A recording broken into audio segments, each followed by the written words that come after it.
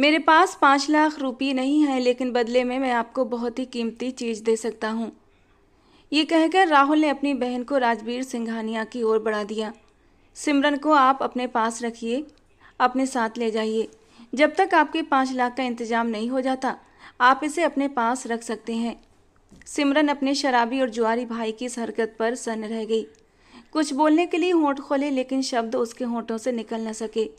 उसे ये तो पता था कि उसका भाई राहुल एक घटिया इंसान है। पैसे के लिए वो कुछ भी कर सकता है, लेकिन इस हद तक गिर जाएगा उसे अंदाजा नहीं था। और राजवीर तो सिमरन की सुंदरता से बुरी तरह घायल हो चुका था। उसका हाथ पकड़कर अपने घर ले आया। रात को जब वो उसके करीब आया तो सिमरन तड़प उठी। प्लीज़ मेरे पास मत आइए, मैं आपकी एक एक पाई चुका दूंगी। आपके घर में नौकरानी बनकर रहूंगी, लेकिन मुझे हाथ मत लगाइए प्लीज़। मैं मर जाऊंगी, ये बदनामी सह नहीं सकूंगी। वो तड़प तड़प कर रो पड़ी थी और राजवीर उसे हैरानी से देखने लगा। वो उसके पास आया जरूर था, लेकिन उसके साथ कोई रिश्ता बनाने के लिए नहीं, बल्कि उसके माथे पर लगे जख्म को साफ करने के लिए, जो उसे उस वक्त लगा था जब राहुल ने उसका हाथ राजवीर के हाथ में दिया था। और राजवीर से अपना हाथ छुड़ाकर वो राहुल के सामने आकर खड़ी हो गई थी। मैं तुम्हारी ये बात नहीं मानूंगी राहुल, तुम्हारे खिलाफ पुलिस में कंप्लेंट करूंगी। और राहुल ने एक जोरदार थप्पड़ सिमरन के गाल पर रखा था। वो लड़खड़ाकर पीछे रखी टेबल से जा टकराई। उसके माथे पर टेबल का कोना लगा और वहां से खून बहने लगा था, और वही जख्म राजवीर साफ करने के लिए आगे बढ़ा था। ठीक है, आज से तुम हवेली में काम करोगी, घर के सारे नौकरों पर नज़र रखोगी और अपनी निगरानी में उनसे काम करवाओगी। इस काम की तुम्हें महीने की तनख्वाह मिलेगी। जब मेरे 5 लाख पूरे हो जाएंगे तब तुम इस घर से जा सकती हो। बस कर दो राहुल, अपनी हरकतों से बाज आ जाओ। ये 5,000 रुपये जो मुझे ट्यूशन की फीस के मिले हैं, अगर ये भी तुम ले लोगे तो मैं घर का राशन कहाँ से लाऊंगी, पापा की दवाइयाँ कैसे खरीदूंगी। सिमरन रोते हुए राहुल के सामने हाथ जोड़ रही थी, लेकिन राहुल वो रुपये सिमरन से छीन चुका था। देखना, इसके डबल करके दूंगा तुझे। मैंने एक दांव लगाया है और मुझे यकीन है मैं जीत जाऊंगा। घर का राशन भी आ जाएगा और पापा की दवाइयाँ भी। ये कहकर वो 5,000 रुपये लेकर चला गया था और सिमरन वहीं रोती रह गई। ये 5,000 उसके लिए बहुत मायने रखते थे। वो रोती हुई अपने पापा के कमरे में गई, जहां अनिल जी बिस्तर पर लेटे कराह रहे थे। उनका एक हाथ लकवा गिरस था।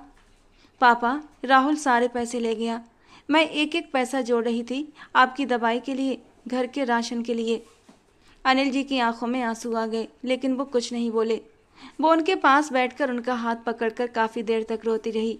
अनिल जी कभी आर्थिक रूप से बहुत ज़्यादा मजबूत तो नहीं थे, लेकिन जब वो एक कंपनी में क्लर्क की नौकरी करते थे तो घर का गुजारा अच्छे से हो जाता था। वो मेहनती और ईमानदार इंसान थे। पिछले साल उनकी पत्नी सुनीता का देहांत हुआ और फिर कुछ ही महीनों बाद उन्हें लकवा मार गया। दोनों बच्चों के साथ वो सामान्य जीवन जी रहे थे, लेकिन एक के बाद एक मुसीबतें उनके दरवाजे पर दस्तक देती रहीं। माँ की मौत और बाप की बीमारी ने राहुल को पूरी तरह तोड़ कर रख दिया। अभी उसकी उम्र केवल 22 साल थी और सिमरन से वो 2 साल बड़ा था। शुरुआत में उसने नौकरी के लिए इधर उधर कोशिश की, लेकिन जब कुछ नहीं मिला तो गलत संगति में पड़कर जुआ खेलने लगा। 6 महीनों में ही वो घर के बर्तन तक बेच चुका था। जब घर में भूखे रहने की नौबत आई तो सिमरन ने ट्यूशन पढ़ाना शुरू कर दिया। अब वही पैसे भी राहुल डबल कराने के बहाने छीन कर लेकर चला गया था। अपनी आंखों के आंसू पोंछते हुए सिमरन सरकारी अस्पताल की ओर भागी थी, क्योंकि अनिल जी की सारी दवाइयाँ ख़त्म हो रही थीं और घंटों लाइन में लगने के बाद वो अपने पापा की दवाइयाँ लेकर लौटी। अस्पताल की हालत ख़राब थी। डॉक्टर सीधे मुंह बात नहीं करते। दवा की लाइन अलग तो जांच की लाइन अलग लगाना पड़ती थी। रात को राहुल जब घर लौटा तो उसका चेहरा उतरा हुआ था। सिमरन समझ गई कि वो फिर से पैसे हार गया है। गुस्से में आकर उसने राहुल को बातें सुनाई। तुम तो कह रहे थे डबल करके लाऊंगा। राहुल भी झल्ला उठा।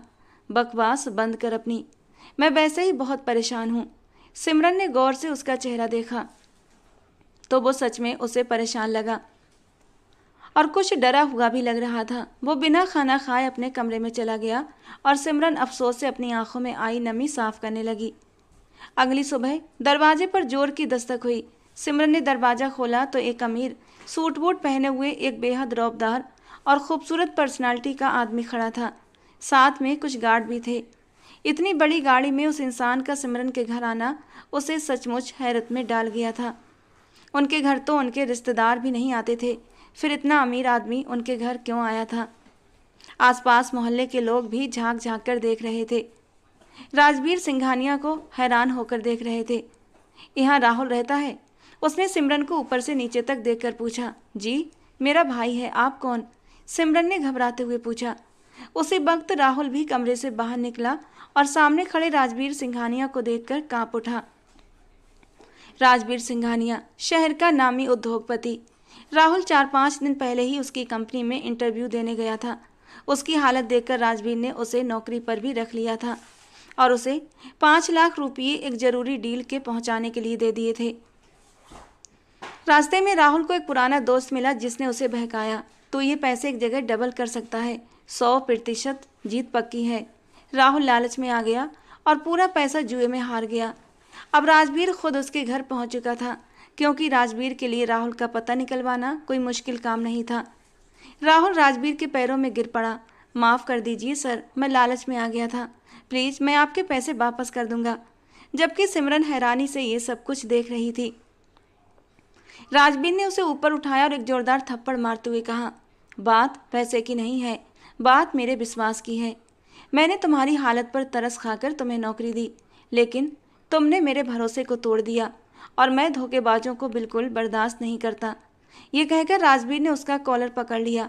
इस धोखे की सज़ा तुझे ज़रूर मिलेगी, जेल जाने के लिए तैयार हो जा। और जेल की धमकी सुनकर राहुल डर गया था। उसे कुछ भी समझ नहीं आ रहा था कि वो खुद को कैसे बचाए, और तभी उसके दिमाग में एक ख्याल बिजली की तरह चमक उठा था। राहुल ने झट से डरकर जल्दी से सिमरन का हाथ पकड़ा और राजवीर की ओर बढ़ाया। सर आप इसे अपने साथ ले जाइए, जब तक मैं आपके पैसे वापस नहीं कर देता इसे अपने पास रखिए। राजवीर को अब एक और झटका लगा था।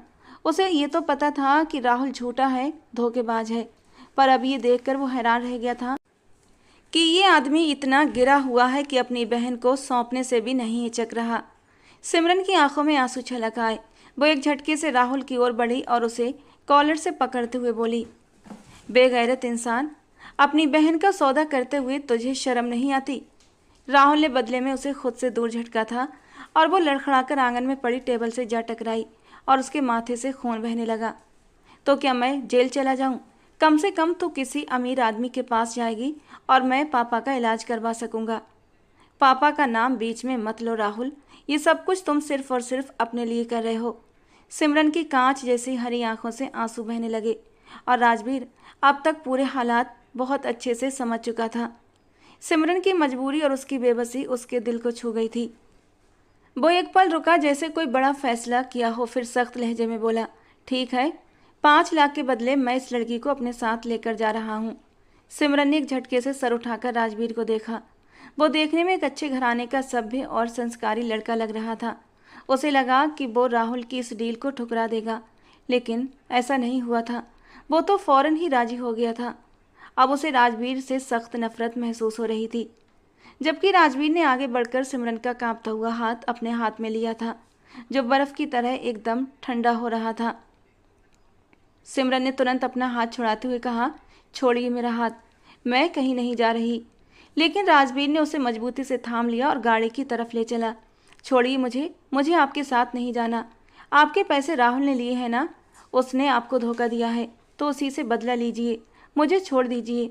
लेकिन राजवीर उसकी एक भी नहीं सुन रहा था। एक झटके से उसने दरवाज़ा खोलकर सिमरन को अंदर धकेला था और गाड़ी का दरवाज़ा बंद करके ड्राइविंग सीट पर आकर बैठ गया। पूरे रास्ते सिमरन की सिसकियाँ गाड़ी के अंदर गूंजती रही थीं। कभी कभी वो चुपचाप नजरें उठाकर राजवीर की ओर देखती, तो वो भी पल भर के लिए उसकी तरफ देख लेता। लेकिन जब उसकी सिसकियों ने हद पार कर दी तो राजवीर ने अचानक गाड़ी एक झटके से रोकी थी। रोना बंद करो, वरना चलती गाड़ी से नीचे फेंक दूंगा। वो गुस्से से दहाड़ा था। वैसे ही मेरा दिमाग बहुत ख़राब है और तुम इसे और ज़्यादा ख़राब मत करो। राजवीर का दिमाग झुंझलाहट और गुस्से का शिकार था, क्योंकि जज्बात में भरकर उसने सिमरन को साथ लाने का फैसला तो कर लिया था, लेकिन अब आगे क्या होगा ये सोच सोच कर परेशान हो रहा था। उसे नहीं पता कि वो क्या करे, दादी को क्या बताए कि लड़की कौन है और क्यों मैं इसे घर लेकर आया हूँ। ये सोचकर वो काफ़ी परेशान था। उसकी झुंझलाहट और गुस्से से सिमरन सच में डर गई थी। गाड़ी एक बड़े से बंगले के सामने रुकी। सिमरन चुपचाप गोद में हाथ रखे बैठी रही। राजवीर ने उसका दरवाज़ा खोला और उसका हाथ पकड़कर बाहर की ओर खींच लिया। ड्रामे करना बंद करो, समझी? वो झल्लाया। दरवाजे पर पहुंचने से पहले उसने हल्का सा दरवाज़ा खोलकर अंदर झांका था। पूरा हॉल एकदम खाली पड़ा था। फिर उसने सिमरन का हाथ पकड़ा और चुपचाप उसे अपने कमरे की ओर ले गया। फ्रेश हो जाओ, मैं अभी थोड़ी देर में वापस आता हूँ। और एक बात कान खोल कर सुन लो, जब मैं कमरे में लौटूं तो तुम्हारा ये रोया हुआ बिखरा चेहरा नहीं देखना चाहता। ये कहते हुए उसने एक लोअर और टी शर्ट उसकी तरफ फेंके और झुंझलाहट से दरवाज़ा बंद करते हुए बाहर चला गया। सिमरन ने एक नज़र उन कपड़ों पर डाली और फिर उन्हें दूर फेंकते हुए वहीं ज़मीन पर बैठकर फूट फूट कर रोने लगी। कुछ देर बाद जब राजवीर कमरे में लौटा तो वो अभी भी ज़मीन पर बैठी हुई थी। उसे देखते ही वो घबराकर दीवार से सटकर बैठ गई। राजवीर के माथे पर बल उभर आए, लेकिन उसने खुद को तुरंत संयत कर लिया। फिर धीरे धीरे कदमों से उसके पास आया और उसके सामने घुटनों के बल बैठ गया। अभी उसने अपना हाथ उसकी तरफ बढ़ाया ही था कि सिमरन सहमकर पीछे हटी। नहीं, प्लीज़ मेरे पास मत आइए, मुझे हाथ मत लगाइए, मैं मर जाऊंगी। ये जिल्लत मैं और नहीं सह सकती। राजवीर उस मासूम सी लड़की की ओर हैरत से देखने लगा, जिसकी आंखें रो रो कर सूज चुकी थीं और पूरा चेहरा लाल गुलाबी हो रहा था। एक हल्की सी मुस्कान राजवीर के होठों को छू गई। उसने सिमरन की ये गलतफहमी दूर नहीं की कि वो उसके पास किसी गलत इरादे से नहीं बढ़ा था, बल्कि उसके माथे पर लगे जख्म को देखने के लिए आगे बढ़ा था। लेकिन उसने जानबूझकर चुप्पी साधी और सिमरन को और भी डरा दिया। क्यों ना आऊँ तुम्हारे करीब? मैं तुम्हें पूरे 5 लाख के बदले खरीद कर लाया हूँ। अब तुम मेरी हो, जैसे चाहूँ तुम्हारा इस्तेमाल कर सकता हूँ। और इस रात के लिए मैंने बहुत कुछ सोच कर रखा है। मैंने कहा था ना, जाकर फ्रेश हो जाओ, लेकिन तुमने मेरी बात नहीं मानी। चलो कोई बात नहीं, अब मैं खुद ही तुम्हें अपने हाथों से। वो अपनी बात अधूरी छोड़ गया और सिमरन तड़प उठी। नहीं प्लीज़, आप ऐसा कुछ मत कीजिए, वो कांपते होठों से बोली थी। राजवीर का ध्यान उसके उन नाजुक लबों पर अटक कर रह गया। जिंदगी में पहली बार कोई लड़की उसके दिल को इतनी गहराई से छू रही थी। उसका मन मचलने लगा कि उसे छूकर देखे, उसके नाजुक से लबों को महसूस करे, उसके बालों की खुशबू में खो जाए, उसकी कांच सी आंखों को अपने होठों से छूकर देखे। मगर उसने खुद को संभाल लिया। वो जानता था कि इस लड़की को वो बिना किसी रिश्ते के अपने पास नहीं रख सकता। वो बस बिना सोचे समझे उसे वहाँ से उठा लाया था, क्योंकि वो जानता था जिस हद तक राहुल गिर चुका था, आज नहीं तो कल वो सिमरन का सौदा कर ही देगा। और वो सिमरन, जिसकी खूबसूरती ने उसे पहली ही नज़र में घायल कर दिया था, अब उसे किसी भी कीमत पर तकलीफ में नहीं देखना चाहता था। खुद को संभालते हुए वो एक नपे तुले अंदाज में धीरे से बोला था, ठीक है, अगर तुम चाहती हो कि मैं तुमसे अपने 5 लाख रुपये वसूल न करूं तो तुम्हें वही करना होगा जैसा मैं कहूं। मैं तैयार हूं, वो जल्दी से अपने आंसू पोंछते हुए बोली। राजवीर की इस बात ने सिमरन को उम्मीद की एक डोर थमा दी थी। ठीक है, पहले तो तुम्हें मुझसे शादी करनी होगी, फिर उसके बाद बताऊंगा कि अब आगे क्या करना है। और ये सुनकर उसके होंठ फड़फड़ा उठे थे। शादी? राजवीर ने ठंडी सांस लेते हुए कहा। हाँ, ये सिर्फ नाम की शादी होगी, क्योंकि तुम इस घर में बिना किसी रिश्ते के नहीं रह सकती। मैं अपने घर वालों को बताऊंगा कि तुम मेरी बीवी हो। उसके बाद मैं तुमसे अपने 5 लाख रुपये भी वसूल करूंगा। अगर तुम शादी के लिए नहीं मानोगी तो मैं बिना शादी के ही तुमसे अपने पैसे वसूल करूंगा, समझी? अब फैसला तुम्हारे हाथ में है। ये कहकर जैसे ही वो उठकर जाने लगा, पीछे से सिमरन की आवाज़ आई, मैं शादी के लिए राजी हूँ। और राजवीर के होठों पर एक प्यारी सी मुस्कान खिल उठी थी। उस मुस्कान को सिमरन नहीं देख पाई थी, क्योंकि उस वक्त राजवीर की पीठ थी सिमरन की ओर से। सिमरन आईने के सामने खड़ी अपने आप को हैरानी से देख रही थी। एक ही दिन में उसकी पूरी जिंदगी बदल चुकी थी। दुल्हन के लाल जोड़े में वो बेहद सुंदर लग रही थी। सुंदर गहने और हल्का सा मेकअप उसके रूप को और भी निखार रहे थे। उसने कभी जिंदगी में इतना कीमती ड्रेस नहीं पहना था और ना ही कभी ऐसे सजी थी। आज पहली बार खुद को इस रूप में देखकर उसे यकीन नहीं हो रहा था कि आईने में जो लड़की दिख रही है वही सिमरन है। लोगों से उसने अपनी खूबसूरती की तारीफ तो सुनी थी, पर कभी उस पर ध्यान नहीं दिया। उसकी सहेली उसे कहती थी, सिमरन तो बहुत सुंदर है, अपनी आंखें देखी हैं कभी? गौर से देख, एकदम कांच जैसी। देखना कोई तेरी आंखों में एक दिन जरूर डूब जाएगा। और सिमरन एक कड़वी सी मुस्कान छोड़ कर रह जाती। उसे पता था ऐसा कुछ भी नहीं होगा। एक कच्चे मोहल्ले की एक झोपड़ी में पली बड़ी लड़की, जहाँ न साफ पानी था न अच्छा खाना, हर तरफ बदबू फैली रहती थी और बारिश में टीन की छत टपकती थी। उस माहौल से निकलकर इतने बड़े माहौल में आ जाना किसी सपने से कम नहीं था। उसने अपने बाजू को हल्के से चुटकी काट कर देखा तो दर्द की टीस ने उसे यकीन हो गया कि वो सपने में नहीं हकीकत में है। जिंदगी में उसने बहुत मुश्किलें देखी थीं, मगर कभी नहीं सोचा था कि ऐसा दिन भी आएगा जब उसकी शादी होगी और वो खुश नहीं होगी। उसकी शादी एक सौदे का हिस्सा थी, इसीलिए वो चाह कर भी अपने सजे हुए रूप की तारीफ नहीं कर पा रही थी और थके कदमों से जाकर बिस्तर पर बैठ गई। कुछ ही देर बाद एक नौकरानी उसे लेने आई। नीचे मंडप तैयार था और शादी की सारी तैयारियां थीं। वो धीरे धीरे कदमों से नीचे आई। कुछ ही समय बाद उसके नाम के साथ राजवीर सिंघानिया का नाम जोड़ दिया गया। शादी एक लड़की की ज़िंदगी का ऐसा समय होता है जब वो एक साथ खुश भी होती है और उदास भी। उसे नई जिंदगी और नया जीवन साथी मिलने की खुशी होती है, लेकिन अपने मायके को छोड़ने का दुख भी होता है। सिमरन के दिल में तो खुशी नाम की कोई चीज़ नहीं थी। हाँ, दुख जरूर था। अपने घर को छोड़ने का नहीं, बल्कि अपने आप को एक सौदा बन जाने पर उसे बेख्तियार अपने पापा की याद आई। पता नहीं राहुल ने पापा को समय पर खाना और दवाई दी होगी या नहीं। उन्होंने मेरे बारे में ज़रूर पूछा होगा। राहुल ने पापा को क्या बताया होगा मेरे बारे में। यही सब सोच सोचकर सिमरन परेशान हो रही थी। पता नहीं आगे उसकी ज़िंदगी में क्या क्या होने वाला था। राजवीर सिंघानिया सुबह उसे अपने साथ लाया था और अब फिर घर से चला गया था। वो पूरा दिन कमरे में बंद रही थी। दोपहर का खाना भी कमरे में भेज दिया गया था। शाम के समय एक नौकरानी उसके कमरे में कुछ सामान रख कर गई और कुछ देर बाद एक ब्यूटिशियन आई थी जो उसे तैयार करके चली गई। क्या वो वापस आकर उससे रिश्ता बनाएगा और फिर अपना मतलब निकाल कर उसे छोड़ देगा, या फिर उसे किसी गलत काम में इस्तेमाल करेगा, या फिर बाकी अमीरजादों की तरह सजाकर अपने बिजनेस पार्टनर्स के सामने पेश करेगा और अपने काम निकालेगा। इन सब सोचों ने सिमरन के दिमाग को जैसे चीर दिया। उसकी आने वाली जिंदगी का डर एक तलवार की तरह उसके सिर पर लटक रहा था और सिर्फ एक शख्स था जो उसे इस डर से बाहर निकाल सकता था, उसके सारे सवालों का जवाब देकर, और वो था राजवीर सिंघानिया।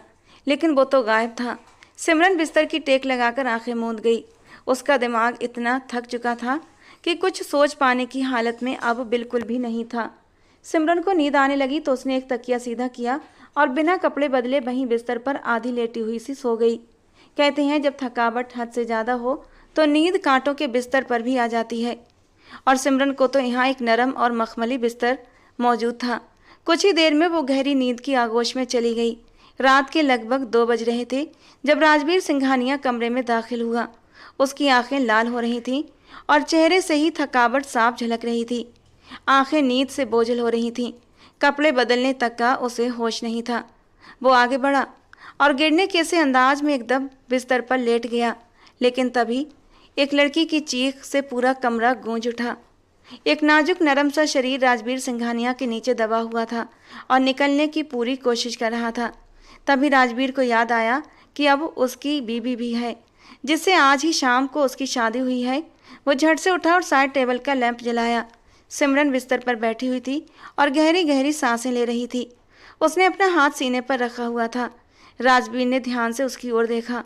वो बहुत ज़्यादा घबराई हुई सी लग रही थी। सिमरन वही लड़की थी जिसकी खूबसूरती ने पहले ही नज़र में उसे घायल कर दिया था। इस वक्त भी वो अपने रूप के सभी हथियारों से लैस लग रही थी और राजवीर बस एकटक उसे देखता जा रहा था। आज उनकी शादी हुई थी और ये उनकी शादी की पहली रात थी। लेकिन कितनी हैरत की बात थी कि राजवीर काम में इस कदर व्यस्त हो गया था कि अपनी शादी और शादी की पहली रात को ही भूल चुका था।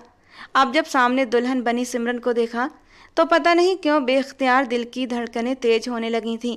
सारी थकान, सारी नींद एक पल में ही हवा होने लगी थी। लेकिन वो उसे छू नहीं सकता था, उसके साथ पति पत्नी वाला रिश्ता नहीं बना सकता था।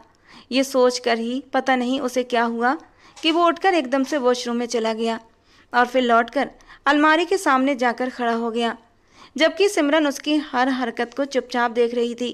वो चाहती थी कि खुलकर बात करे और इस रिश्ते की सच्चाई को समझे। वो इंतजार कर रही थी कि कब राजवीर उसके पास आए और कब बात करने का मौका मिले। कुछ देर बाद राजवीर उसके पास आकर बैठा तो सिमरन एकदम घबराकर जरा सा पीछे खिसक गई और फिर उसने घबराते हुए हाथ मरोड़ते हुए कहा, मुझे आपसे कुछ बात करनी है। राजवीर जानबूझकर उसकी तरफ देखने से बच रहा था और उसकी तरफ से ध्यान हटाने की खातिर अपने जेब से मोबाइल निकालकर उस पर कुछ स्क्रॉल करने लगा। उसे लग रहा था कि अगर उसने नज़रें मिलाई तो फिर से वो उसकी तरफ खींचने लगेगा। लेकिन सिमरन की बात सुनकर उसने उसकी तरफ देखा और फिर धीरे से उसके करीब आया। उसे कंधों से पकड़ा ही था कि सिमरन के पूरे वजूद में एक करंट सा दौड़ चुका था। यानी इस सौदे की शादी में भी राजवीर उससे अपना हक वसूल करना चाहता है। ये सोच कर ही सिमरन को रोना आया था। बड़ी बड़ी आंखों से आंसू बहने लगे। वो सिमरन के चेहरे को ध्यान से देख रहा था कि तभी सिमरन ने पलकें झुका लीं और उसकी आंखों से आंसू और भी तेजी से बहने लगे। प्लीज़ मेरे पास मत आइए, मैं आपकी एक एक पाई चुका दूंगी, आपको बोला था ना मैंने। राजवीर ने हैरानी से उसकी ओर देखा। सिमरन का भरोसा जीतना इतना आसान नहीं था। उसने झट से उसके कंधों को छोड़ दिया था। ठीक है, तुम मेरे पैसे लौटाने के लिए क्या करोगी? जानती भी हो पूरे 5 लाख रुपये हैं। मेरे लिए ये रकम कुछ भी नहीं, लेकिन शायद तुम्हारे लिए बहुत बड़ी है। कहाँ से लाओगी इतने सारे पैसे? राजवीर ने उसकी तरफ देखकर एक भौं उठाते हुए पूछा। वो जानना चाहता था कि सिमरन के इरादे क्या हैं। मैं कुछ भी कर लूँगी, मगर आपके पैसे मैं लौटा दूंगी। अगर आप मुझे घर से बाहर जाकर काम करने की इजाज़त दें तो मैं जल्दी ही आपके पैसे चुका दूंगी, चाहे मुझे डबल शिफ्ट क्यों ना करनी पड़े। सिमरन धीरे से बोल रही थी, जबकि राजवीर दिल ही दिल उसके जवाब से काफ़ी प्रभावित हुआ था। ठीक है, आज से तुम इसी घर में रहोगी और काम करोगी। घर के सारे नौकरों पर नज़र रखना, घर का हिसाब किताब करना अब तुम्हारी जिम्मेदारी होगी। और इसके लिए मैं तुम्हें हर महीने सैलरी दिया करूँगा। जब तुम्हारे 5 लाख पूरे हो जाएंगे तब तुम इस घर से जा सकती हो। यह हमारी कॉन्ट्रैक्ट मैरिज भी उस दिन ख़त्म हो जाएगी। राजवीर ने बहुत ही मुलायम लहजे में सिमरन के चेहरे को नज़रों में भरते हुए कहा। सिमरन ने उसकी बात समझते हुए सिर हिला दिया और अपनी पूरी रजामंदी दे दी। राजवीर कुछ देर उसे खामोशी से देखता रहा, फिर गहरी सांस लेकर कमरे से बाहर निकलता चला गया। कुछ समय बाद वो दोबारा कमरे में लौटा। उसके हाथ में कॉफ़ी के 2 कप थे। मैं तुम्हारे साथ कुछ बातें साफ करना चाहता था, मगर साथ ही नींद भी बहुत आ रही थी, तो सोचा कॉफ़ी बना दूं, ताकि बात भी हो जाए और नींद भी थोड़ी दूर हो जाए। राजवीर की बात सुनकर सिमरन ने हैरानी से उसकी ओर देखा, मगर कुछ नहीं बोली और चुपचाप उसके हाथ से एक कप कॉफ़ी का ले लिया। राजवीर उसके सामने बैठ गया और उसकी मोहक सूरत को नज़रों के घेरे में लेते हुए बोला, देखो सिमरन, इस घर में मेरी एक दादी हैं। मेरे माँ बाप बहुत पहले मर चुके हैं। मुझे मेरी दादी ने ही पाला है। उन्हीं की बदौलत मैं इस लायक बना कि अपने पापा का बिजनेस संभाल सकूं। मैं दादी से बहुत प्यार करता हूं। बस इतना कहना है कि तुम्हारे होने से उन्हें कोई शिकायत नहीं होनी चाहिए। सिमरन ने राजवीर की बात सुनकर सहमति में सिर हिला दिया। हालांकि वो उसकी बात पूरी तरह समझी नहीं थी। जब भी एक सौदे की शादी थी तो देर सवेर उसे ख़त्म हो जाना था। तो फिर आखिर उसे क्या ज़रूरत थी कि वो उसकी दादी का ख्याल रखती या ना रखती, मगर उसे इस घर में नौकरों की निगरानी करनी थी और उन्हीं के साथ नौकरों की तरह काम भी करना था। इसीलिए उसने कोई सवाल जवाब नहीं किए और इस बात को भी अपनी ड्यूटी समझते हुए सिर हिला दिया। उसकी इतनी आज्ञाकारिता देखकर राजवीर मुस्कुरा दिया और फिर कहने लगा, इस घर में किसी को भी ये नहीं पता चलना चाहिए कि हमारी शादी एक कॉन्ट्रैक्ट मैरिज है। जैसे ही समझौता पूरा होगा हम ये रिश्ता ख़त्म कर देंगे और तुम आज़ाद। इसी वजह से हमें एक ही कमरे में पति पत्नी की तरह भी रहना होगा। मैं तुम्हारी मर्जी के खिलाफ कभी भी तुम्हारे करीब नहीं आऊँगा, लेकिन हमें एक ही कमरे में रहना होगा ताकि किसी को हमारे रिश्ते की सच्चाई का अंदाज़ा ना हो। क्या तुम मेरी बात समझ रही हो? सिमरन के लिए ये सब करना आसान नहीं था। उसे समझ नहीं आ रहा था कि वो राजवीर के साथ एक ही कमरे में कैसे रह पाएगी, मगर इनकार की भी कोई स्थिति नहीं थी। इसीलिए चुपचाप सहमति में सिर हिला दिया। क्या तुम भी कुछ कहना चाहती हो? इस रिश्ते को निभाने के लिए क्या तुम्हारी कोई शर्त है? राजवीर ने पूछा तो सिमरन ने ना में सिर हिला दिया। सिमरन के लिए इतना ही बहुत था कि उसकी इज्जत इस घर में महफूज थी। राजवीर ने उससे कोई शारीरिक रिश्ता बनाने की ज़बरदस्ती नहीं की थी। ये बात ही उसके लिए बहुत बड़ी थी। उसे अपना कर्ज चुकाने का मौका मिल रहा था और वो इस ज़बरदस्ती के रिश्ते से बाहर निकल सकती थी। अगर राजवीर उसे वापस भेजने से इनकार कर देता तब भी वो क्या कर सकती थी। आखिर वो 5 लाख के बदले इस घर में लाई गई थी। अब वो उसके सामने अपनी कोई भी शर्त रखना नहीं चाहती थी। उसकी ये चुप्पी और सहमति राजवीर को उस समय जरा भी अच्छी नहीं लगी, मगर फिर वो चुपचाप उठकर सोफे पर जाकर लेट गया। उसका इरादा तो सिमरन से और बातें करने का था। वो उसके चेहरे को और निहारना चाहता था, मगर जब सिमरन ने ही बात खत्म कर दी तो उसे भी चुपचाप हटना पड़ा। सुबह राजवीर की आंख पीठ में उठती दर्द की तेज लहर की वजह से खुली। रात भर सोफे पर सोने के कारण उसकी कमर अकड़ चुकी थी। वो कराहते हुए उठा और बिस्तर की ओर देखा, मगर सिमरन वहाँ नहीं थी कि तभी वॉशरूम से पानी गिरने की आवाज़ आई तो वो थोड़ा सा सीधा होकर बैठ गया। तभी दरवाज़ा खुला और सिमरन बाहर निकली। सिमरन को देखकर राजवीर को जोर का झटका लगा। सिमरन के कपड़े इतने अजीब थे कि वो खुद को रोक नहीं सका और जोर से हंस पड़ा। उसने अपनी शादी के जोड़े वाले जरीदार दुपट्टे को कुछ इस अजीब अंदाज में लपेट रखा था जैसे किसी ने एक ही दुपट्टे से साड़ी बनाने की कोशिश की हो। हाँ, ब्लाउज लहंगे वाला ही पहना हुआ था। राजवीर हंसी से लोटपोट हो गया और सिमरन के पास आकर खड़ा हो गया। वो बहुत ही कंफ्यूज हो चुकी थी और फिर शर्मिंदा होकर निगाहें झुकाकर खड़ी हो गई। ये तुमने कैसे कपड़े पहन रखे हैं? मैंने आज तक किसी लड़की को ऐसे कपड़ों में नहीं देखा, राजवीर ने हंसते हुए कहा। राजवीर को इस तरह हंसता देखकर सिमरन की आंखों में आंसू आ गए। उसने रोते हुए कहा, मेरे पास शादी के जोड़े के अलावा दूसरा कोई कपड़ा नहीं था, और जो कपड़े आप मुझे कल देकर गए थे इस कमरे में वो भी नहीं थे। जब मैं नहाने गई तब मुझे ध्यान आया कि लहंगा पहनकर तो कमरे से बाहर नहीं निकल सकती। अब आपको नींद से जगाना भी मुझे अच्छा नहीं लगा। उसकी ये बात सुनकर राजवीर को शर्मिंदगी महसूस हुई। माफ़ करना सिमरन, मुझे इस बात का अंदाज़ा नहीं रहा कि तुम्हारे पास कपड़े नहीं होंगे। ऐसा करो, अलमारी में से कोई भी मेरी शर्ट और ट्राउज़र पहन लो। मैं आज तुम्हारे लिए कपड़े मंगवा देता हूँ और फिर तुम खुद शॉपिंग पर जाकर जो चाहे खरीद लेना। राजवीर ने बड़े ही खुले दिल से ये बात कही थी। उसकी आंखों से बहते आंसू देखकर वो बेचैन था। वो आगे बढ़ा और सिमरन की आंखों से आंसू पोंछने लगा। उसकी भीगी हुई आंखें बेहद हंसी लग रही थीं और राजवीर का दिल जोरों से धड़कने लगा। उसका दिल किया कि आगे बढ़कर अपने होंठ सिमरन की पलकों पर रख दे, मगर उसने खुद पर काबू रखा। सिमरन के चेहरे को छूते ही उसके अंदर एक करंट सा दौड़ गया। दोनों कई पल तक एक दूसरे की आंखों में खोए रहे। ये लम्हे बहुत ही खूबसूरत थे, मगर दोनों को अपने हालात का एहसास था। इसीलिए सिमरन पीछे हट गई और राजवीर भी लंबी सांस लेते हुए वॉशरूम में चला गया। उसे खुद को संभालने के लिए वक्त चाहिए था और यही हाल सिमरन का भी था। वो वहीं खड़ी गहरी गहरी सांसें लेती रही और फिर अलमारी की ओर बढ़ गई। सामने राजवीर के कपड़े लटके हुए थे, मगर वे इतने लंबे थे कि सिमरन उनमें पूरी तरह छिप जाती। फिर सिमरन वही ट्राउज़र और शर्ट उठा लाई जो कल राजवीर ने उसे पहनने के लिए दी थी, लेकिन उसने पहनी नहीं थी और नौकरानी ने उसे उठाकर वापस अलमारी में रख दिया था। वो ड्रेसिंग रूम में गई और जैसे तैसे करके राजवीर का ट्राउज़र और शर्ट पहनकर बाहर निकल आई। इन ढीले ढाले कपड़ों में सिमरन का नाजुक जिस्म जैसे कहीं छुप सा गया था। उसने बाजुओं को कोहनी पर फोल्ड कर रखा था और एक बेल्ट की मदद से शर्ट को कमर पर कसकर बांध रखा था। उसका नाजुक रूप इस बेढंगे कपड़ों में भी बेहद खूबसूरत लग रहा था। जब राजवीर ने उसे देखा तो देखता ही रह गया। हल्की वाइट कॉटन की शर्ट जो उसके वजूद की खूबसूरती को और भी उभार रही थी। उसकी ब्लैक स्ट्रिप वाइट शर्ट के आर पार साफ दिखाई दे रही थी और जब अनजाने ही उसकी नज़र सिमरन की धड़कनों पर ठहरी तो उसका दिल 120 की रफ्तार से धड़कने लगा। उसका जी चाहा कि सब कुछ भूलकर सिमरन को अपनी बाहों में भर ले, उसकी खूबसूरत धड़कनों को महसूस करे, उसकी नाजुकता में डूब जाए। लेकिन उसने खुद को संभाल लिया। सिमरन उसकी नज़रों से बुरी तरह परेशान हो रही थी और फिर बेमतलब ही ड्रेसिंग टेबल पर रखा सामान इधर उधर सेट करने लगी।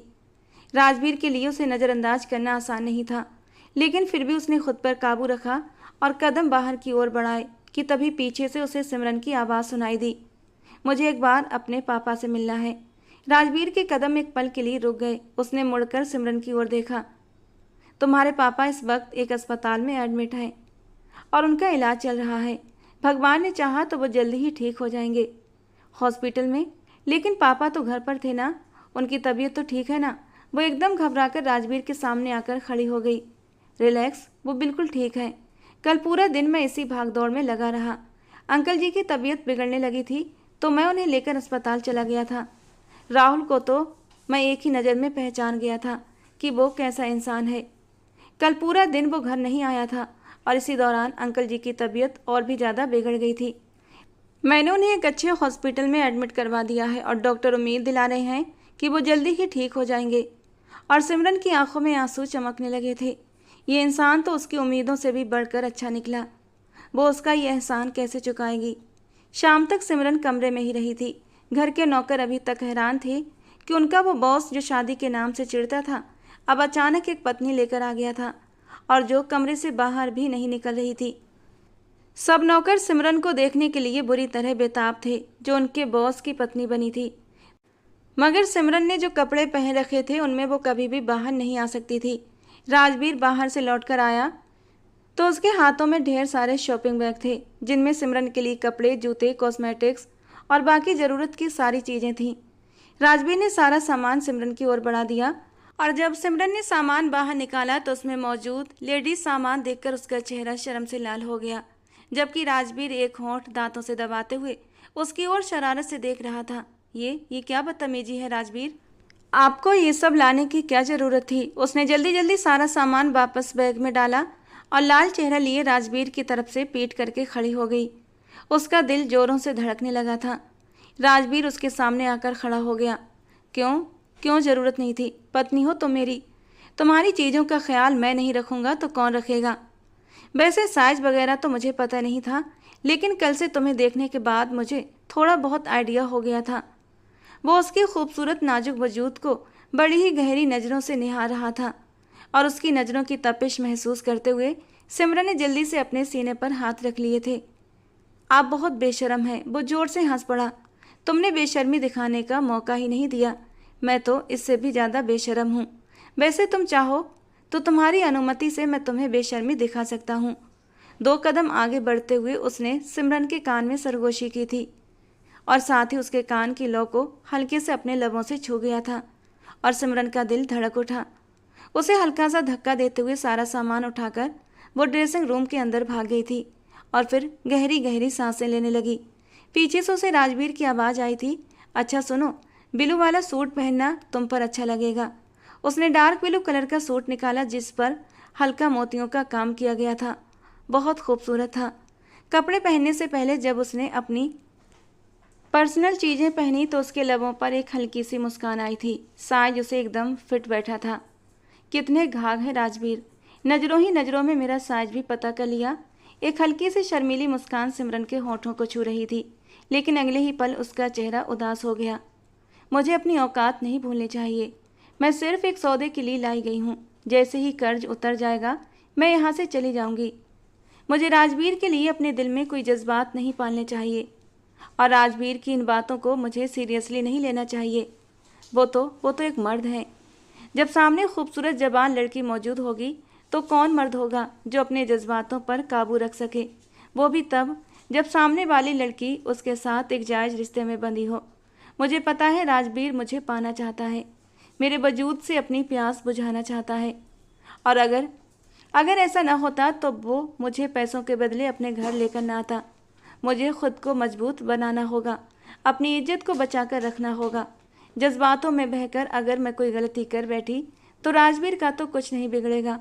कुछ रातों तक मुझे अपने बिस्तर की शोभा बनाने के बाद वो मुझे अपनी ज़िंदगी से निकाल देगा और फिर उसके बाद मेरी ज़िंदगी बर्बाद हो जाएगी। आखिर मैं हूँ ही क्या, मेरी हैसियत क्या है। राजवीर की नरम तबीयत की वजह से उसके दिल में राजवीर के लिए जो भाव पनपने लगे थे उन्हें उसने थपक थपक कर सुला दिया और फिर कपड़े पहनकर बाहर आ गई, जहाँ राजवीर बेड पर कुछ ज्वेलरी बॉक्स खोले बैठा था। सिमरन हैरान रह गई। ये सब क्या है राजवीर, अब तुम सोनी कलाइयाँ लेकर तो नहीं घूमोगी ना। सिमरन ने एक नज़र उस सामान पर डाली और फिर संजीदगी से राजवीर की तरफ देखते हुए बोली, मैं ये सारा सामान नहीं ले सकती। आप कपड़े वगैरह ले आए यही काफ़ी है। बल्कि ऐसा करना, ये भी मेरे हिसाब में लिख देना। मैं आपका कोई भी उधार बाकी नहीं रखना चाहती। राजवीर के उस पर बहुत ज़्यादा एहसान थे और वो इससे ज़्यादा एहसान लेना नहीं चाहती थी। सिमरन की बात सुनकर राजवीर ने गंभीरता से उसकी ओर देखा। इन सब का पैसा मैं तुमसे नहीं लूँगा। तुम मेरी बीवी का किरदार निभा रही हो तो तुम्हें उसी तरह रहना होगा जैसे मेरी असली बीवी रहती। हमें और तुम्हें ये बात मालूम है कि तुम मेरा कर्ज चुकाने के लिए इस घर में हो, मगर बाहर के नौकरों को यही लगता है कि तुम मेरी बीवी हो, जिससे मुझे दीवाना बार प्यार हो गया है। अब अगर तुम इस तरह के हुलिये में बाहर जाओगी तो सबको शक हो जाएगा और वे लोग जाकर दादी को सब कुछ सच बता देंगे, जबकि मैं नहीं चाहता कि दादी को हमारे रिश्ते की सच्चाई का पता चले। वे रिश्तों को लेकर बहुत संवेदनशील है और इस मामले में मुझे भी कोई छूट नहीं देती। इसीलिए हमारे लिए मुश्किल पैदा मत करो और जो मैं तुम्हारे लिए लाया हूँ उसे चुपचाप अपना लो। राजवीर कहकर कमरे में पड़े सोफे पर जाकर बैठ गया और मोबाइल में व्यस्त हो गया, जबकि सिमरन ने राजवीर की दी हुई ज्वेलरी में से सोने की चूड़ियाँ और गले में एक मंगलसूत्र पहन लिया। बाकी सारे बॉक्स उठाकर उसने अलमारी में रख दिए थे। इस बार राजवीर ने भी उससे ज़्यादा बहस नहीं की थी। वो कमरे से बाहर निकल आई। सामने से जाती हुई एक नौकरानी ने उसे देखकर पूछा कि उसे किसी चीज़ की ज़रूरत तो नहीं, तो सिमरन ने ना में सर हिला दिया और उससे दादी के कमरे के बारे में पूछने लगी। अब जब वो इस नाटक का हिस्सा बन ही चुकी थी तो वो इसे पूरी सच्चाई से निभाना चाहती थी। दादी के कमरे के दरवाजे पर दस्तक देकर वो अंदर चली आई। सामने दादी काउच पर अर्ध लेटी थीं। एक नौकरानी उनके लिए चाय कप में डाल रही थी। सिमरन को तो लगा था कि राजवीर की दादी कोई बूढ़ी सी औरत होंगी, लेकिन सामने जो औरत थी वो इतनी बूढ़ी नहीं थी, काफ़ी स्वस्थ और जवान दिख रही थी। सिमरन आगे बढ़ी और दादी के पैर छूते हुए बोली, प्रणाम दादी माँ। दादी ने ध्यान से उसकी ओर देखा तो फिर उसके सिर पर हाथ फेरते हुए मुस्कुरा दी। जीती रहो, खुश रहो, सदा सुहागन रहो। अब मुझे समझ आया कि राजवीर ने तुम्हें कमरे में छिपाकर क्यों रखा था। उसे डर लग रहा होगा कि कहीं उसकी खूबसूरत सी बीवी को किसी की नज़र न लग जाए। मैं कहकर थक गई कि मुझे बहू से मिलवा दे, बहू से मिलवा दे, लेकिन वो मेरी बात को बार बार टालता रहा। इतनी खूबसूरत बहू देखकर दादी भी खुश हुई थी, इसलिए उन्होंने सिमरन को ढेरों आशीर्वाद दे दिया। सिमरन की ज़िंदगी में ऐसा कोई नहीं था जो उसे इस तरह आशीर्वाद देता। दादी की बातें सुनकर उसकी आंखें भीग गईं, मगर उसने किसी तरह आंसुओं को रोक लिया था और फिर दादी से अपना परिचय देने के बाद हल्की फुल्की बातें करने लगी। दादी उम्र में भले उससे कई गुना बड़ी थी, मगर उनका मिजाज बहुत चुलबुला था। बात बात पर मजाक करना जैसे उनकी आदत थी। सिमरन भी खुश मिजाज थी, इसलिए वो जल्दी ही दादी से घुल मिल गई और फिर दोनों बातों में मगन हो गई। तभी कमरे में प्रवेश करता हुआ राजवीर ये दृश्य देख रहा था। उसने दिल ही दिल में इस रिश्ते के बने रहने की दुआ की और ख़ुद भी गला खखारते हुए कमरे में आ गया, जहाँ दादी अब गुस्से में बैठी थी। उन्होंने तुरंत राजवीर का कान पकड़ लिया और डांटने लगी कि आखिर उसने उनकी गैर मौजूदगी में शादी कैसे कर ली। न कोई ढोल धमाका, न किसी रिश्तेदार या दोस्त को बुलावा, बस लड़का लड़की ने आपस में फैसला किया और शादी कर ली। काफ़ी देर बाद जब दादी का गुस्सा शांत हुआ तो उन्होंने राजवीर के सिर पर हाथ फेरते हुए कहा, भले तुमने मुझसे पूछे बिना शादी की है, लेकिन दुल्हन बहुत प्यारी लाए हो। इसका हमेशा ख्याल रखना और कभी इसका दिल मत दुखाना। दादी राजवीर का हाथ पकड़कर उसे प्यार से समझा रही थी। वो धड़कते दिल के साथ राजवीर को दादी से बातें करते हुए सुन रही थी। वो दादी के सामने सिमरन का ख्याल रखने के वादे कर रहा था, जबकि सिमरन को ये सब झूठ लग रहा था। जल्दी ही तो उनका रिश्ता टूट जाने वाला था। उसने दुख भरी नज़रों से राजवीर की ओर देखा था, मगर अब वो उसकी तरफ देख भी नहीं रहा था। वो गहरी चंचल नज़रें जो कुछ देर पहले उसी पर जमी थीं, अब पूरी तरह दादी पर थीं।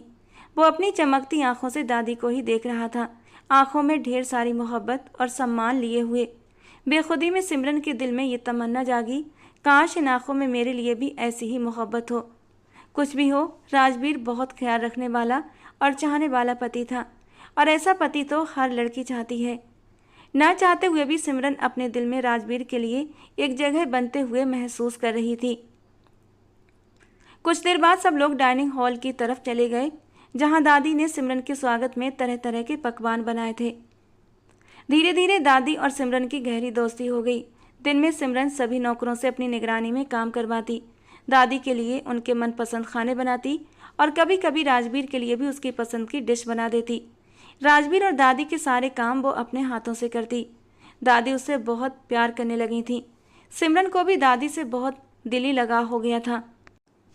और फिर एक दिन ऐसा आया जब उसे एहसास हो गया कि दादी के साथ साथ वो राजवीर से भी मोहब्बत करने लगी है। उस दिन वो बहुत ज़्यादा थकी हुई थी, क्योंकि आज उसने दादी और राजवीर के कपड़े धोए थे, दादी के पैरों की मालिश की थी, उनके बालों में तेल लगाया था और उनके लिए खाना भी बनाया था। राजवीर के लिए भी एक चॉकलेट केक बनाया था। ये सब काम करके जब वो कमरे में आई तो उसने राजवीर की शर्ट इस्त्री करके अलमारी में सलीके से टांगना शुरू कर दिया।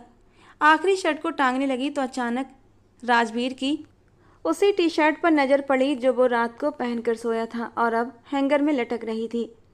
बेख्याली में उसने वो टी शर्ट उठाकर अपने हाथों में थाम ली और फिर वो टी शर्ट अपने ऊपर फैलाकर एक बाजू को पकड़कर सूंघा और फिर टी शर्ट को अपने होठों से छूते हुए अलमारी में वापस रख दिया।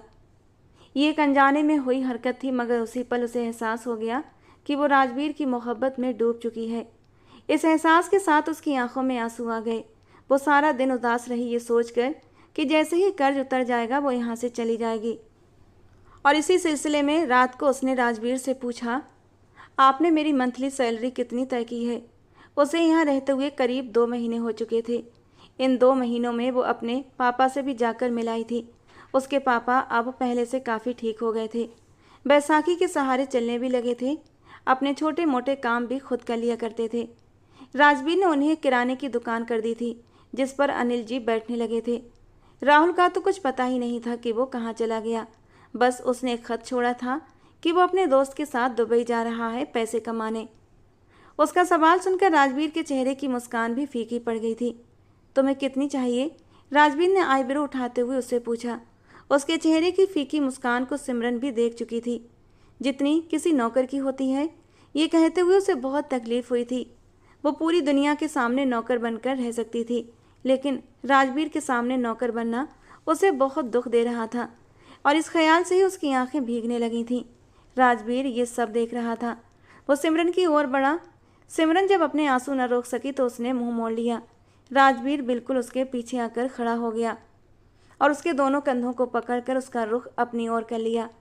एक आंसू उसकी आंख से गिरा और गाल पर आकर ठहर गया, जिसे राजवीर ने अपने होठों से चूम लिया।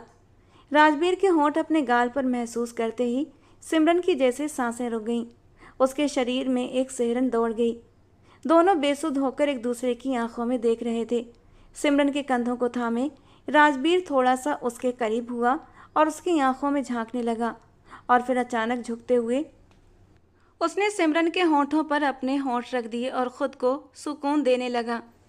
न जाने कितनी देर तक वो उसके होंठों पर झुका रहा। ये पल इतने हसीन थे कि राजवीर का दिल कर रहा था वक्त यहीं थम जाए। काफ़ी देर गुजर जाने के बाद जब राजवीर पीछे हटा तो सिमरन का चेहरा लाल हो चुका था। वो गहरे गहरे सांस ले रही थी। उसका ये रूप राजवीर के दिल में उतरता जा रहा था। वो सिमरन को अपने बाहों के घेरे में लिए उसके सिर पर अपने होंठ रखते हुए कहने लगा, आज के बाद मत रोना। तुम्हारी आंखों के आंसू मुझे तकलीफ देते हैं। तुम जितनी कहोगी उतनी सैलरी तय कर दी जाएगी। बस मैं तुम्हारी आंखों में आंसू न देखूं। मुझे लगता है जैसे इन आंसुओं के साथ मेरा दिल भी डूब जाएगा। अपनी बाहों के घेरे में सिमरन को लिए वो उसके कान में सुकून घोल रहा था, जबकि वो स्तब्ध थी। राजवीर ये सब क्यों कह रहा था? क्या वो भी उससे प्यार करने लगा था? इन ख्यालों से सिमरन के दिल में खुशी की लहर दौड़ गई, मगर जब उसे अपनी हैसियत याद आई तो ये खुशी ज़्यादा देर तक टिक न सकी। वो कैसे राजवीर के साथ खुश रह सकती थी या रिश्ता बना सकती थी जब वो इस घर में उसकी बीवी की तरह सिर्फ एक सौदे का हिस्सा बनकर आई थी? ये हकीकत वो अच्छे से जानती थी। एक पल लगा उसे हकीकत की दुनिया में लौटने में। वो राजवीर के बाहों से खुद को अलग करती हुई कपड़े लेकर वॉशरूम में चली गई और वहाँ काफ़ी देर तक आंसू बहाती रही। सिमरन के इस तरह चले जाने पर राजवीर ने गुस्से से अपनी मुट्ठियाँ भींच लीं। उसे खुद पर गुस्सा आ रहा था कि वो खुद पर काबू क्यों नहीं रख पाता। अभी तक तो सिमरन का दिल भी नहीं जीता था और वो उसके जिस्म पर हक जताने लगा था। वो कमरे से बाहर निकल गया। सिमरन जब वापस आई तो कमरा खाली था। वो बहुत उदास हो गई, मगर ये वक्त दादी को दवाई देने का था, इसीलिए उनके कमरे में चली गई। रात को जब वो वापस कमरे में आई तो राजवीर ने उसके सामने एक चेक रख दिया। कहने लगा, तुम्हारी सैलरी मैंने 50,000 रुपये तय की है। मेरा कर्ज 5 लाख था, जिसमें से 1 लाख चुका दिया गया है। अब 4 लाख बाकी हैं। मेरा ये कर्ज उतारने के लिए तुम्हें 8 महीने यहाँ काम करना होगा। राजवीर उसकी 1 महीने की सैलरी 2.5 लाख भी तय कर सकता था और 2 महीने की सैलरी में ही 5 लाख दिखाकर उसके सिर से ये बोझ हटा सकता था। मगर उसे मालूम था जैसे ही सिमरन को कर्ज ख़त्म होने की खबर मिलेगी वो यहाँ से चली जाएगी। जबकि राजवीर को अपनी मोहब्बत का एहसास दिलाने के लिए कुछ वक्त चाहिए था। इसीलिए दिल पर पत्थर रखकर उसने सिमरन को चेक पकड़ाया। सिमरन तो 50,000 की सैलरी सुनकर बहुत खुश हो गई थी। वो कहीं भी काम करती, लेकिन 50,000 उसे कहीं भी मिलने वाले नहीं थे। ऐसे में बहुत कम वक्त में उसका कर्ज उतर सकता था। जबकि उसके चेहरे पर फैली हुई इस खुशी को राजवीर देख चुका था और मन ही मन उदास हो गया। शायद सिमरन भी जल्द से जल्द उससे छुटकारा पाना चाहती है और यहाँ से जाना चाहती थी। सिमरन बेड पर लेटी हुई थी और उसने अपनी आंखों पर हाथ रखा हुआ था। राजवीर भी उसके बराबर बेड पर लेटा हुआ था। उसने पहले दिन ही राजवीर से कह दिया था कि वो सोफे पर सो जाएगी। राजवीर बेड पर आराम से सो सकता है, मगर वो भी जानता था कि कमरे में मौजूद सोफ़ा ऐसा नहीं था जिस पर चैन से सोया जा सके। इसलिए राजवीर ने भी शर्त रखी कि दोनों बेड पर ही सोएंगे, लेकिन एक दूसरे से दूरी बनाकर, ताकि दोनों को सुकून की नींद आए। सिमरन ने उसकी बात मान ली। राजवीर उसके पास आकर लेट गया। राजवीर को वो बहुत उदास लग रही थी, मगर वो चाहते हुए भी उसके लिए कुछ नहीं कर सकता था। जबकि सिमरन अपनी आंखों पर बांह रखे अपनी बीती जिंदगी के बारे में सोच रही थी। पता नहीं राहुल कहाँ होगा और क्या कर रहा होगा। उसकी आंखों से आंसू बहने लगे। काश वो राजवीर को किसी और हालात में मिली होती। ऊपर वाले ने राजवीर को उसकी किस्मत में तो लिखा था, मगर इस तरह कि वो कभी उसके सामने सर उठाकर नहीं जी सकती थी। इन्हीं बातों को सोचते हुए सिमरन सो गई थी, जबकि इससे बेखबर राजवीर इसी ख्याल में डूबा हुआ था कि काश सिमरन उसे किसी और वक्त मिली होती। राहुल उसका भाई न होता, तब वो पूरे सम्मान से उसका हाथ मांगता, धूमधाम से शादी करता और सिमरन को रुखसत करके अपने घर ले आता। सिमरन को देखते ही वो उससे मोहब्बत करने लगा था, मगर हालात उस वक्त ऐसे थे कि वहाँ रुककर वो सिमरन का रिश्ता नहीं मांग सकता था, और इसीलिए उसे उस वक्त जो सही लगा उसने वही किया। मगर अब वो सिमरन के दिल से ये बात नहीं निकाल सकता था कि वो उसका खरीदार है। वो चाहता था कि सिमरन इस बात को भुला दे, मगर सिमरन की खुददारी उसे इस बात की इजाज़त नहीं दे रही थी। अभी तक उसे सिमरन के जज्बात का भी पता नहीं था कि वो उसके बारे में क्या सोचती है। दोनों ही अपने अपने दिल में दर्द छुपाए बस यही सोच रहे थे, काश हम एक दूसरे से किसी और हालात में मिले होते। रात का न जाने कौन सा पहर था जब सिमरन को एहसास हुआ कि कोई उसके बेहद करीब है। झट से उसने अपनी आंखें खोल दी। राजवीर आंखों में मदहोशी के रंग लिए उसके ऊपर झुका हुआ था। एकदम धक्का देते हुए वो उठ बैठी। राजवीर जो आज बुरी तरह बेचैन था और अब उसे निहारते हुए अंदर ही अंदर मदहोश हो रहा था, मगर सिमरन और इसी मदहोशी में उसके बेहद करीब आ गया था। अब उसका ये रिएक्शन देखकर वो हैरान हुआ था। ये आप क्या कर रहे हैं? आप अपना वादा भूल रहे हैं राजवीर जी। मैं आपको एक अच्छा इंसान समझती थी, लेकिन आप भी हवस परस्त निकले। मौका पाते ही मेरा वजूद पाने के लिए मेरे करीब आ गए। आंखों के आंसू पोंछते हुए बोली, और आज पहली बार राजवीर को गुस्सा आया था। उसने सिमरन को बाजू से पकड़कर झंझोड़ कर रख दिया। पत्नी हो मेरी, जब चाहूँ जैसे चाहूँ तुमसे अपना हक वसूल सकता हूँ, लेकिन मैं ऐसा नहीं कर रहा क्योंकि मैं तुम्हारे साथ ज़बरदस्ती करना नहीं चाहता। लेकिन आज तुमने मुझे मेरी ही नज़रों में गिरा दिया। मुझे तुमसे ये उम्मीद नहीं थी। वो गुस्से से रूम के बाहर निकल गया और सिमरन को एहसास हुआ कि उसने कुछ ज़्यादा ही गलत बोल दिया था। अगले दिन वो नज़रें झुकाए राजवीर के सामने खड़ी थी। माफ़ कर दीजिए, रात मैंने आपको कुछ ज़्यादा ही सुना दिया। उसकी आवाज़ में पछतावे की नमी थी, मगर राजवीर का गुस्सा कम होने का नाम नहीं ले रहा था। चेहरा सख्त और नज़रें तीखी। सिमरन ने होंठ भींचे, फिर थोड़ी हिम्मत करके बोली, राजवीर जी, अब आप कुछ ज़्यादा ही नखरे दिखा रहे हैं। अगर आपने मुझे माफ़ नहीं किया तो मैं दादी जी को जाकर सब कुछ बता दूंगी। दादी का नाम सुनते ही उसके सख्त चेहरे पर हल्की सी नरमी उभर आई। होठों की तनी रेखा थोड़ी ढीली पड़ी, नज़रें कुछ पल को नीचे झुकी और फिर वो धीमे स्वर में बोला, ठीक है, मैं तुम्हें एक शर्त पर माफ़ कर सकता हूँ। सिमरन की धड़कनें तेज हो गईं, चेहरे पर हल्की परेशानी और जिज्ञासा उभर आई। कौन सी शर्त? वो बेचैनी से बोली। राजवीर ने तिरछी नज़रों से उसकी ओर देखा और अपने होंठों पर हल्की सी मुस्कान लाते हुए कहा, मुझे उसी तरह मनाओ जैसे जब मेरी दादी मुझसे नाराज़ होती हैं तब मैं उन्हें मनाता हूँ। ये सुनते ही सिमरन का दिल जोर से धड़क उठा, चेहरा गुलाबी पड़ गया। आपका दिमाग तो ठीक है, मैं वैसे कैसे मना सकती हूँ? राजवीर तो अपनी दादी के गले में बाहें डालते हुए उनके गालों को चूमते हुए दादी का गुस्सा शांत कर देता था। उसकी आंखें बड़ी हो गई थीं, गालों पर शर्म की लाली उतर आई थी। राजवीर ने शांत स्वर में कहा। तो फिर ठीक है, मैं तुम्हें माफ़ नहीं कर रहा। अच्छा अच्छा ठीक है, पहले आप अपनी आंखें बंद करें। वो बेबस हुई। राजवीर ने बिना कुछ कहे अपनी आंखें बंद कर लीं। सिमरन धड़कते दिल और कांपते हाथों से उसके करीब हुई और फिर अपने नरम हल्के होठों को उसके गाल पर रख दिया। एक मासूम सा स्पर्श जिसमें शर्म भी थी, डर भी, और कहीं ना कहीं एक अनकहा अपनापन भी। प्लीज़ अब तो माफ़ कर दीजिए। उसकी धीमी सी आवाज़ में जो सच्चाई थी उसने राजवीर के भीतर तक सुकून भर दिया। लेकिन वो अपनी भावनाओं को छुपाते हुए चेहरे पर हल्की अकड़ और बनावटी सख्ती लाते हुए बोला, ठीक है, बहुत बड़ा एहसान कर रहा हूँ तुम पर, चलो जाओ, माफ़ किया। और सिमरन के चेहरे पर एक राहत भरी मुस्कान फैल गई थी। सिमरन को यहाँ पर काम करते हुए 10 महीने अब पूरे हो चुके थे। वो राजवीर की पत्नी बनकर ही रह रही थी। कई बार दोनों के बीच तीखी बहस हुई, कई बार वो लड़ते लड़ते राजवीर की बाहों में गिरी। न जाने कितनी बार राजवीर ने उसे अपनी आगोश में लेकर उसके माथे पर अपने होंठ रखे थे। कितनी बार उसने सिमरन को चोट लगने पर मरहम पट्टी की थी और साथ ही उसके आंसू पहुँचते हुए बार बार ये महसूस कराया था कि वो उसे तकलीफ में नहीं देख सकता। न जाने कितनी बार वो बिना कहे सिमरन की उदासी को समझ लिया करता था और फिर उसका मूड ठीक करने के लिए न जाने कौन कौन से जतन करता था। सिमरन उसकी इन सभी बातों को समझ रही थी, मगर फिर भी वो उसकी भावनाओं का जवाब नहीं दे रही थी। आज महीने का आखिरी दिन था और राजवीर उसे सैलरी का चेक देने वाला था। सिमरन उदास थी। वो चाहती थी समय यहाँ रुक जाए, मगर राजवीर से ये सब कहकर वो अपनी आत्मसम्मान से समझौता नहीं कर सकती थी।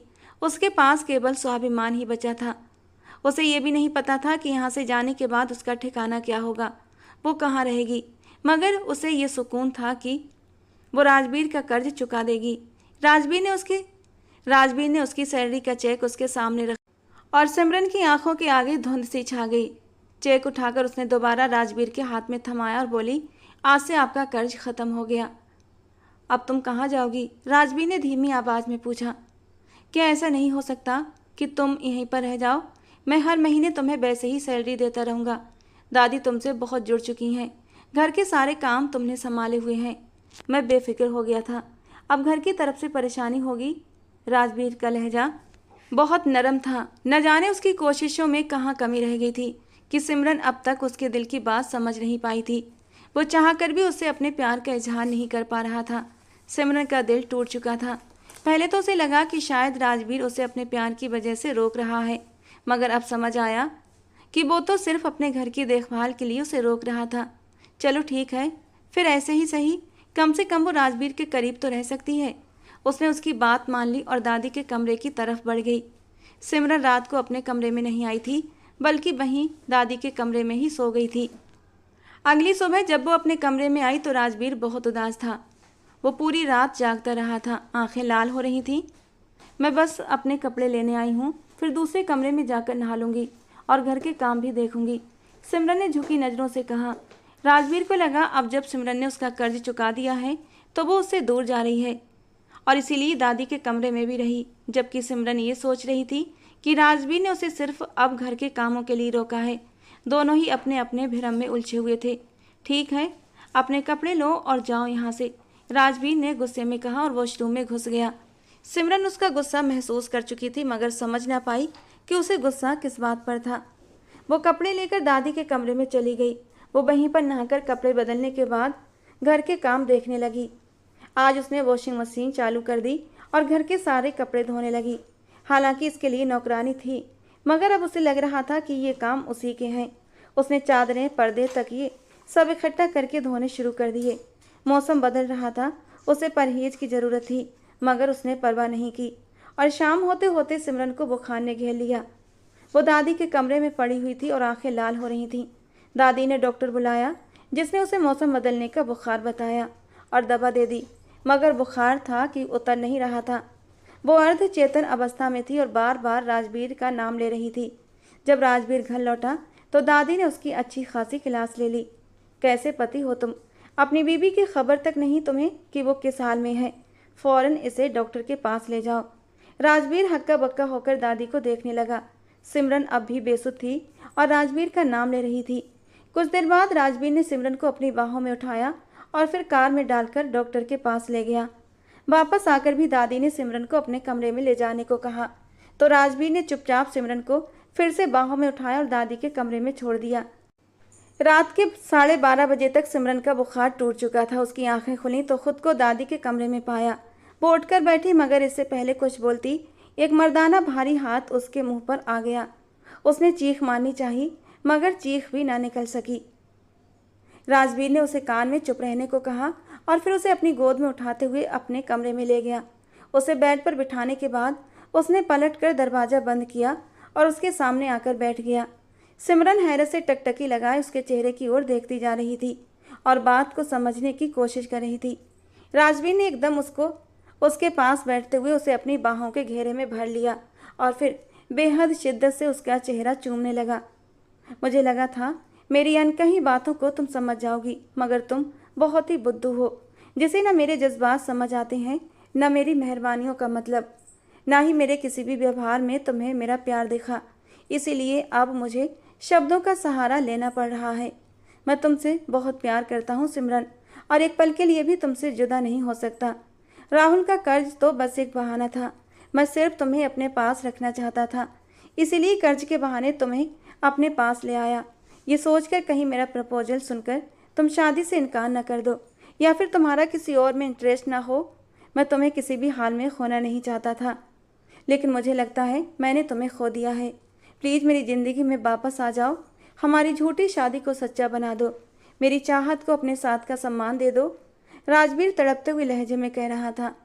आज बुखार में सिमरन राजवीर का नाम पुकार रही थी। इससे राजवीर को पता चल गया था कि वो भी उससे प्यार करती है, जबकि सिमरन उसकी इतनी खूबसूरत बातें सुनकर पिघलती जा रही थी। उसने भी राजवीर के सीने पर अपना सिर रख दिया और कहने लगी, मुझे भी आपसे प्यार हो गया था, मगर मेरी हैसियत मुझे इजहार नहीं करने दे रही थी। अब जब मोहब्बत मेरे हिस्से में आ रही है तो मैं उससे मुंह नहीं मोड़ सकती। मैं आपके बिना जिंदा नहीं रह सकती। प्लीज़ मुझे खुद से दूर न करें। वो फूट फूट कर रो पड़ी तो राजवीर ने अपने आगोश को और भी कसकर बांध लिया। आखिरकार अपनी अना की लड़ाई लड़ते लड़ते उन्होंने इजहार मोहब्बत भी कर लिया था, और इस जंग में अना नहीं बल्कि मोहब्बत की जीत हुई थी। राजवीर ने जब सिमरन को अपनी बाहों में समेटा तो जैसे उनके बीच की सारी दूरियां मिट गईं। कमरे में सिर्फ खामोशियां थीं और उन खामोशियों में उनकी धड़कनें गूंज रही थीं। धीरे धीरे वो उसके वजूद में खोता जा रहा था और सिमरन ने बहुत खुशी से अपना आप राजवीर के हवाले कर दिया था। जिंदगी इस कदर मेहरबान हो जाएगी सिमरन ने सोचा भी नहीं था, और वह भगवान की इस कृपा पर दिल से उसकी आभारी थी कि उसे राजवीर जैसा जीवन साथी मिला था। दोस्तों, आज की हमारी ये कहानी आपको कैसी लगी कमेंट बॉक्स में ज़रूर बताना। पसंद आई हो तो प्लीज़ लाइक करना। रोज़ एक नई और रोमांटिक कहानी के लिए हमारे चैनल को सब्सक्राइब करना। मिलते हैं दोस्तों अगली किसी नई और रोमांटिक कहानी के साथ।